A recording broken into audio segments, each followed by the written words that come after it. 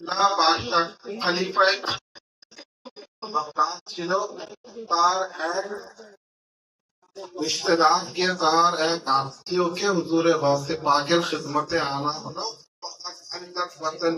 তার যে পেট ছিল, পেটের ব্যারামে সে বুক ছিল, তার পেট ফুলে এইরকম বাইরে বেরিয়ে গেছিল। যখন হুজুরে গাউসে পাককে সামনে তাকে আনা হলো, তো হুজুরে গাউসে পাক কি করলেন?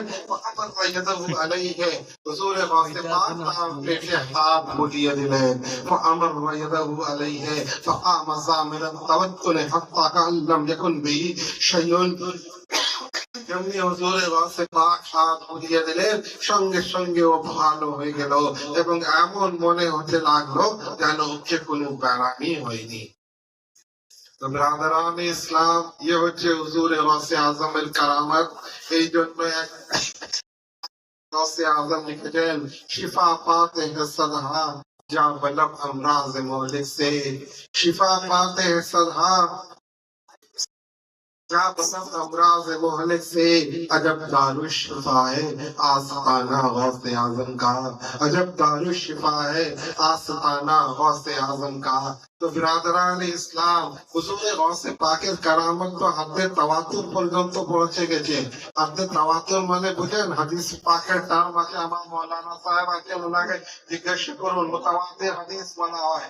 মুতাওয়াতির হাদিসের মানে হচ্ছে যে কোনো এক হাদিসকে প্রত্যেক যুগের মধ্যে এত এত বর্ণনাকারী বা রাবি রিওয়ায়াত করেছেন যে সব মিথ্যা কথা বলছে, এটা কিন্তু আমাদের আক্কার বিশ্বাস করে না।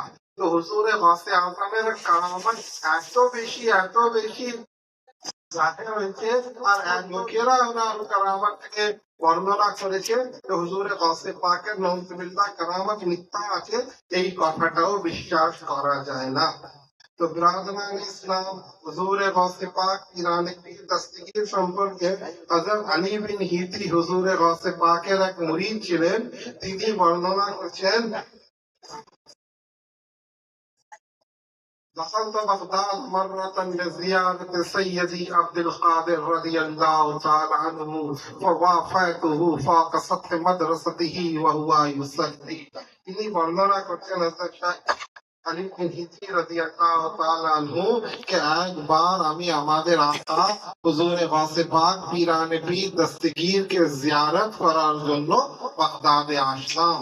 যখন আমি বাগদাদে আসলাম তখন কি দেখলাম যে হুজুরে গাউসে পাক নিজের মাদ্রাসার ছাদের উপরে হুজুরে গাউসে পাক ফজরের নামাজ আদায় করছেন।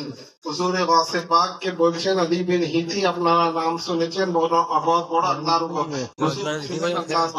ছিলেন, মুরিদ ছিলেন, শাগির্দ ছিলেন।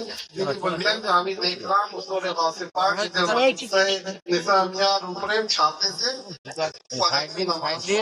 فنظرت إلى الفضاء فوجدت فيه 40 صفا من رجال الغاب واقفين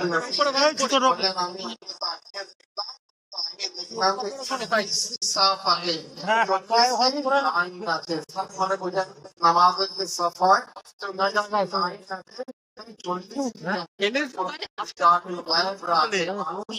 খ্রিস্টান ऐसा बिजान गायब रख गए आप मेरे दाढ़ी रखे وفار الصف 40 رجلا 40টি সাফের মধ্যে 40 জন চলে নামাজ পড়তেন। তো হুজুরে গাউসে পাকের এই কারামতকে দেখে হযরত আলী বিন হিতি তাদেরকে জিজ্ঞাসা করলেন, তিনিও আল্লাহ ওয়ালি ছিলেন। হুজুরে গাউসে পাক যখন বলেছিলেন সালামি হাফি করবি বেশি করবি, তা হযরত আলী বিন হিতি তাদের নিচে বসেছিলেন, আপনারা যখন বসে আছেন ওরে মান বিভাজন নিজের ঘরে নিজের চোখে দিয়ে বলেছিলেন বালালা রাসি ওয়াইনি। তো ওনার দরজা হবে সে আপনারা নিজেরাই বলে নেন, বুঝে নেন। তিনি বললেন রিজালুল গায়বদেরকে কে আলম তাজলিসু না, আপনারা কি বসেন না, আপনারা কি সবসময় দাঁড়িয়ে থাকেন?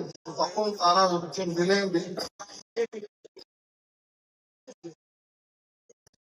রিজালুল গায়বরা এর উত্তর দিলেন যে হাত্তা তানকাসি সালাতুহু ওয়া ইয়াযানা লাহু, আমরা তখনই বলবো যখন হুজুরে গাউসে পাকের নামাজ সম্পূর্ণ হয়ে যাবে এবং হুজুরে গাউসে পাক আমাদেরকে ইজাজত দিবেন। কেন? এই জন্য ইন্না ইয়াদাহু ফাকা আদিনা ওয়া কাদামাহু আলা রিকাবিনা, এই জন্য যে হুজুরে গাউসে পাকের যে দস্তে মুবারক হচ্ছে, সে দস্তে মুবারক আমাদের দস্তে আমাদের হাতে আছে, আর হুজুরে গাউসে পাকের যে কদম আছে, এই কদম আমাদের গর্দনের আছে। আমরুহু আলাইনা কুল্লানা, আর হুজুরে গাউসে পাকের হুকুম আমাদের উপরে হর ওয়াক্ত জারি ও সারি।